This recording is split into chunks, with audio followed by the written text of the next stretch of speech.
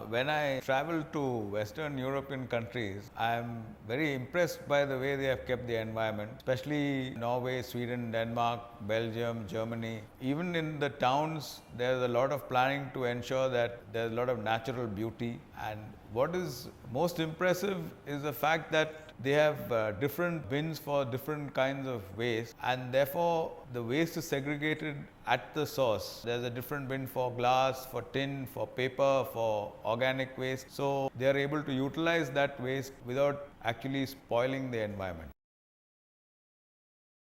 Again, I would say it's the European countries, especially Western European countries and Singapore also. They have preserved everything, their heritage buildings, and they have so many museums where you can learn a lot about history, about science. It's very educative as well as informative and very interesting. The fact is that when you land in these places, you don't have to ask people what to do, even though you are a stranger to that place. Everything is well documented and labeled so that you know how to get out of the airport and how to get to the place that you want to go, whether it's a lake or a mountain, a faraway place. Everything is organized, so there's no tension about traveling.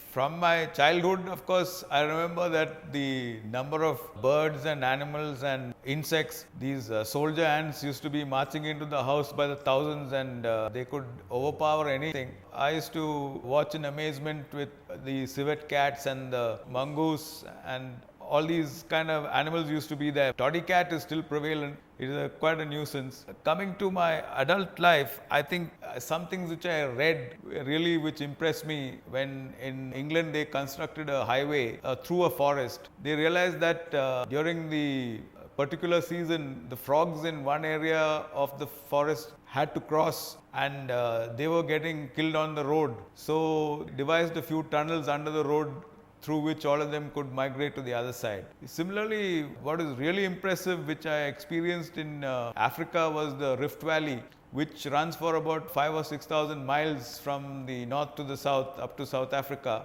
And all the countries that were adjoining this valley have made a tremendous effort to ensure that the migration of the animals from the north to south during a 6-month period and back from the south to the north during the next 6-month period in search of food and water are so well preserved so that the animals don't have any inhibitions about going through the valley. The valley itself, on some sides, the altitude is almost 6,000 feet on either side, and the valley itself is a couple of 100 kilometers wide. It's a fantastic sight to see that these animals have been following this routine for so many hundreds and thousands of years, and the people have now realized its importance, are trying to make sure that they don't become an impediment to the migration.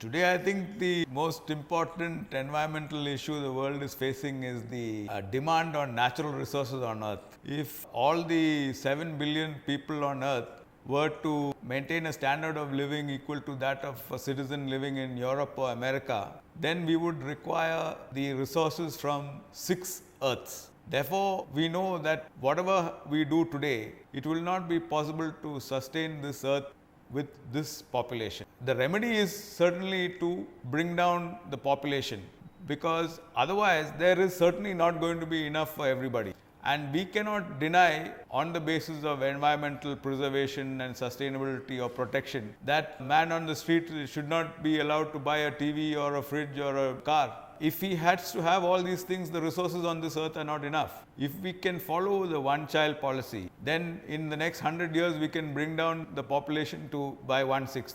I think China did it, and we found that their standard of living just shot up. We cannot talk about sustainable development without talking about population control.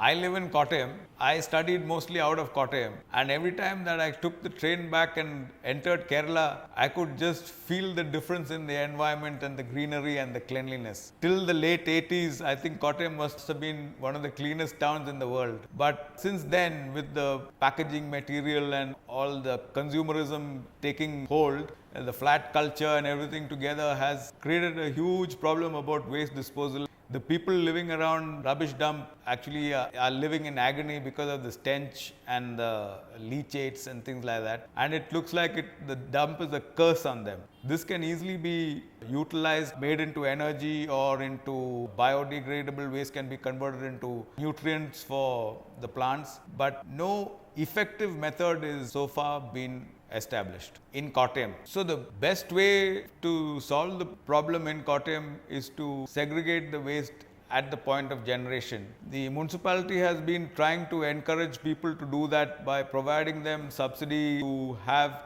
biogas plants installed in their houses, and they have also given them incentives to do something called pipe composting, where we use 9-inch PVC pipes put into the ground and all the waste can be dumped into it on a daily basis.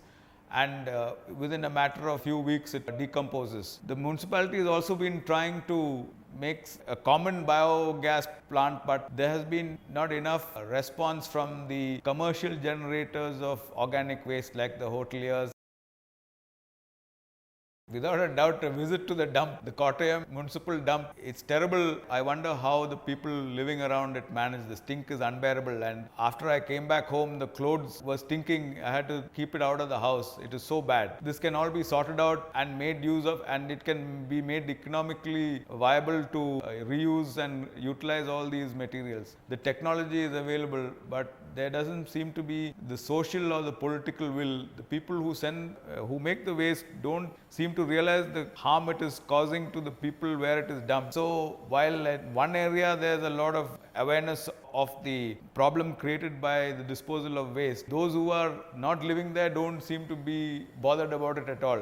And also it seems to be lacking the political will. Apparently, in a place like India, unless things come to a standstill, no action is taken like it happened in Surat.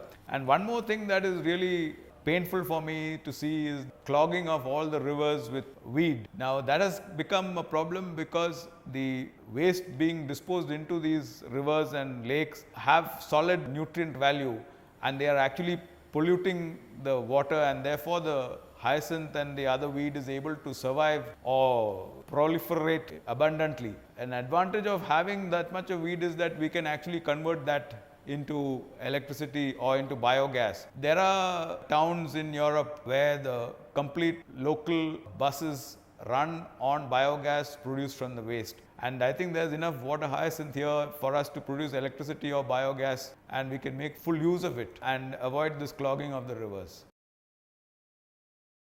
Basically, it's awareness. The people should be made aware of the fact that their action or inaction can affect nature and the environment around them. I think once people are aware of the negative aspects of their action or inaction on the environment, they would be willing to cooperate and do things which will not harm nature. Second part is to bring down the population so that the demand on the natural resources on the planet is reduced.